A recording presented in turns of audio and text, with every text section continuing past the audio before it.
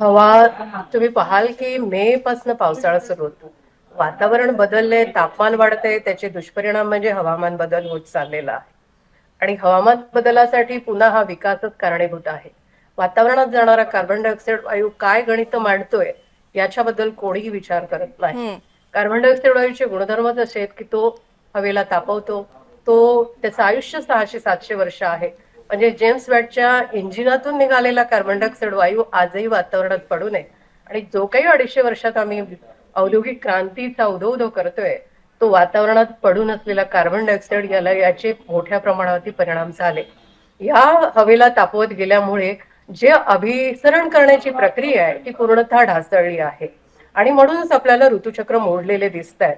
आणि तुम्ही आता पाहाल की हा 6-7 महिने जो पाऊस पडला या पावसात आता तुम्हाला पाहिजे खरीप पिकं तर गेलीच आहेत, पण आता रब्बी पिकं सुद्धा गेलेली आहेत. हं, हं. तो वातावरणामध्ये पृथ्वीची उत्क्रांतीच्या टप्प्यावरती जे काही वातावरण जे निर्माण झालं त्या वातावरणातले वायूचे घटक आहेत त्यांचं प्रमाण सुद्धा मोठ्या प्रमाणावरती बदललं गेलं आहे.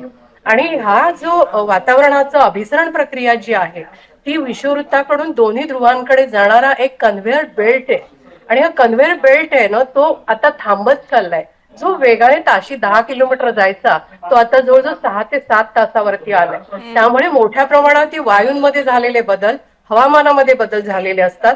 म्हणजे हा कन्व्हेअर बेल्ट काय काम करतो तो विषुववृत्ताचं तापमान दोन्ही ध्रुवांकडे नेतो, दोन्ही ध्रुवांचा थंडावा विषुववृत्ताकडे आणतो. म्हणून ही जीवसृष्टी अशा पद्धतीने निर्माण होऊ शकली.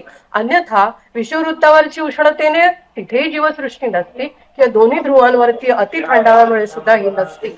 तर ह्या कन्व्हेअर बेल्टला आपण मोठा धक्का पोहोचवलाय. त्याचाच परिणाम म्हणजे वातावरणावरती होतोय आणि याला सर्वात मोठी जबाबदार असलेला वायू आहे तो कार्बन डायऑक्साईड वायू. आणि कार्बन डायऑक्साईड वायू मोठ्या प्रमाणावर गेल्यामुळे आता जमिनीखाली आर्क्टिक महासागराच्या आत खाली खोलवर असलेला मिथेन वायू सुद्धा बुडबुड्याच्या रूपात बाहेर येतोय. आणि या दोघांचं मिश्रण झालं तर तुम्हाला कल्पना नसेल येत्या 25 ते 30 वर्षात जीवसृष्टी जी दृश्य स्वरूपात तुम्हाला दिसते मानवजात आणि वनस्पती प्राणीशास्त्र जी काय आहे ती नसेल असे वैज्ञानिक म्हणतात.